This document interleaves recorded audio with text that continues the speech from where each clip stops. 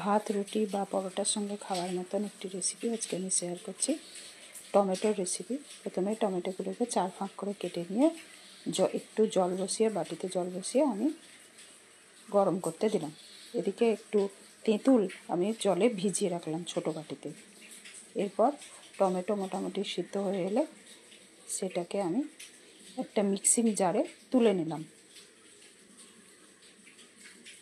ওই মিক্সিং জারে দিয়ে নিলাম পরিমাণ মতো লবণ,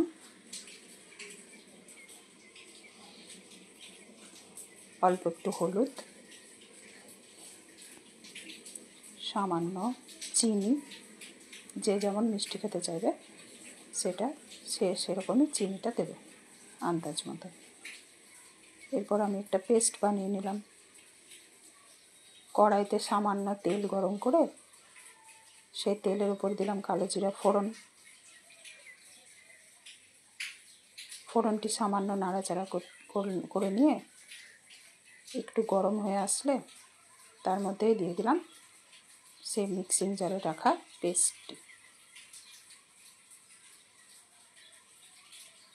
সামান্য নাড়াচাড়া করতে থাকলাম।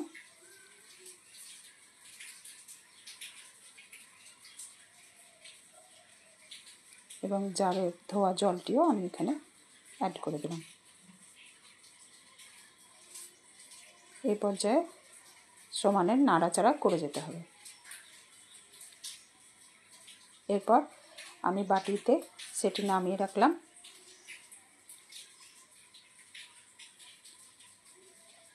কড়াইতে আবারও দিয়ে দিলাম সামান্য তেল।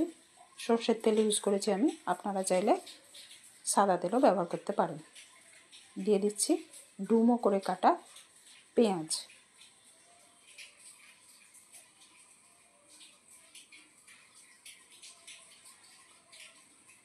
এরপর আমি অ্যাড করলাম সেই টমেটোর পেস্টটি। এরপর 1 থেকে 2 চামচ আমি টক ভাব আনার জন্য তেঁতুলের রসটি অ্যাড করছি। আপনারা চাইলে লেবুর রসও অ্যাড করতে পারেন।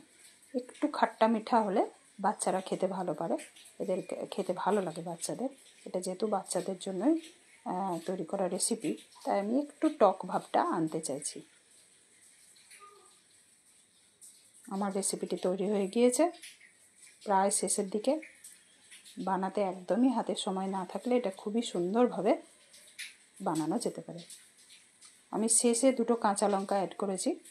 যার ইচ্ছা হবে সে কাঁচা লঙ্কাটা ডলে নিয়ে খেতে পারবে, আর যার ইচ্ছা হবে না সে এমনিও খেতে পারবে। আমি এই রেসিপিটি শেয়ার করেছি, আপনাদের ভালো লাগলে আপনারা বানাবেন। নমস্কার।